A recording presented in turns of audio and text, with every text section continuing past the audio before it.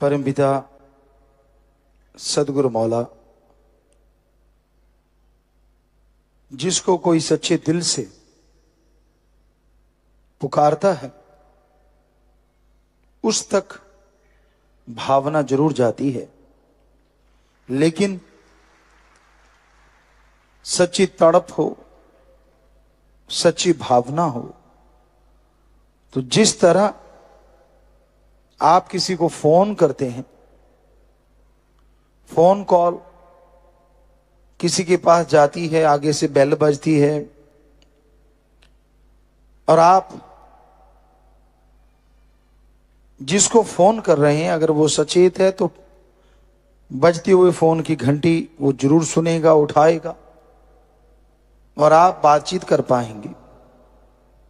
पर कई बार अजीबोगरीब चीजें देखने में मिलती हैं। इंसान की किसी की बैटरी डाउन हुई पड़ी है फोन की, या वाइब्रेट पे है, या कोई और चक्कर है, तो बेल नहीं सुनती, बात नहीं हो पाती। उसी तरह वो अल्लाह वाहिगुरु राम सबको कॉल करता रहता है। अब ये आप पे निर्भर है। कई बार आपकी बैटरी डाउन, बुराइयों में फंसे हुए हैं बेहद, तो बैटरी डाउन है। वाइब्रेट पे है, आप सुमरण नहीं करते, भक्ति नहीं करते, सेवा नहीं करते, गुरुमंत्र लिया हुआ है, तो वाइब्रेशन तो आपके पास आ रही है लेकिन आप उठा नहीं रहे, सुन नहीं रहे। थोड़ा सुमरण करते हैं, थोड़ी सेवा करते हैं तो बेल आपको जरूर सुनाई भी देगी, और ज्यादा सेवा सुमरण करते हैं सुनाई ही नहीं देगी, बल्कि बातचीत भी होनी शुरू हो जाएगी। क्योंकि युग ही ऐसा है, समय के अनुसार आपको समझाना जरूरी है और उसी के अकॉर्डिंग इंसान के लिए हमेशा वही होता है जो इंसान के लिए अच्छा हो। हमने बहुत लोगों को देखा है, कुछ भी क्यों ना मिल जाए उसका शुक्राना करने में कुछ घंटे ही होते हैं और भूलने में सारी जिंदगी होती। मतलब बहुत रहमत हुई, बहुत कुछ मिला, उसका शुक्राना 2 दिन, 4 दिन, 5 दिन, 10 दिन, और फिर ये क्यों नहीं मिला, वो क्यों नहीं मिला, वो होना चाहिए। अच्छा, तेरे अकल के अनुसार भगवान को चलना चाहिए, ये तो बड़ा कमाल है, तू तो बेड़ा गर्क कर देगा सबका। अब एक इंसान के हाथ भी रिमोट मिल जाए भगवान का, वो यही कहेगा ना, मुझे सारी दुनिया का बादशाह बना दे और जो जो मेरे सामने अकड़ते हैं सबको रगड़ा लगा दे।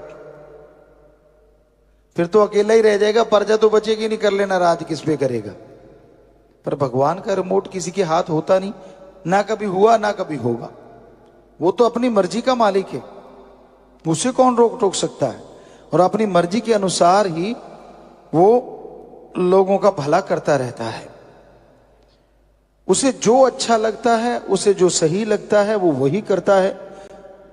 अरे वो छोड़िए, उसके संत पीर फकीर भी कभी किसी का बुरा नहीं करते, ना किसी के कहने से ना अपनी तरफ से। यह हम आपको लिख के गारंटी दे सकते हैं। इंसान अपने कर्मों की वजह से अपना बुरा करवा लेता है। दद्दा दोष न काहू दीजय, दोष कर्मा अपने यहाँ, जो मैं किया सो मैं पाया, दोष न दीजय अवर्जना। कभी निगाह मारते हो अपने कर्मों की तरफ?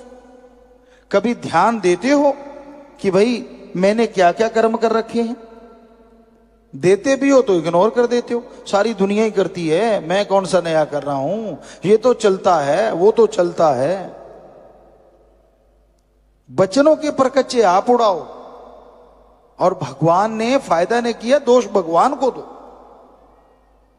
नाच ना जाने आंगन टेढ़ा, वचन खुद नहीं मानने और दोष भगवान को देना। तो वचन मानना सीखिए। तो ये राम की कृपा है, जिसने वचनों को मान लिया, हो नहीं सकता कोई बाधा उसका रास्ता रोक दे, वो अपनी मंजिल पे पहुंचेगा, बुलंदियों को छुएगा।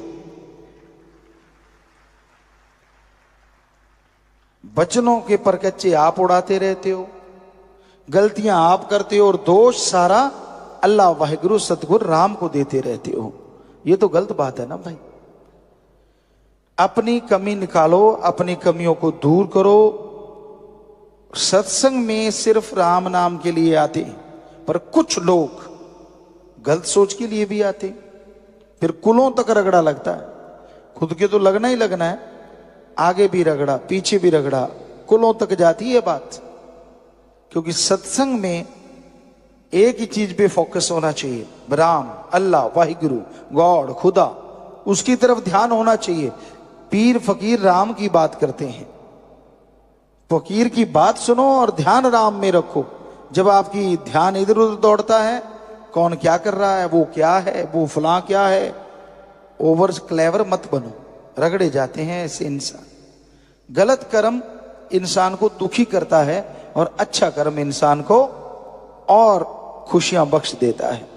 तो इसलिए राम का नाम जपा करो, राम नाम में यकीन रखा करो।